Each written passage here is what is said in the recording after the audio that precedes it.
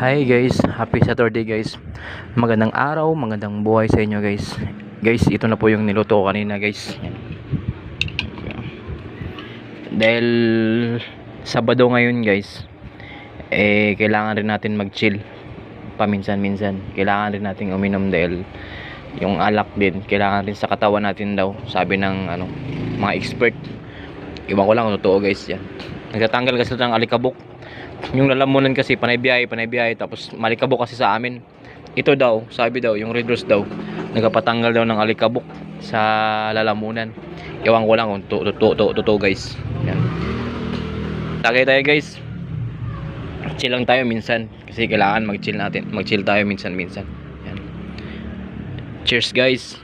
Yan. Happy Saturday po sa inyong lahat.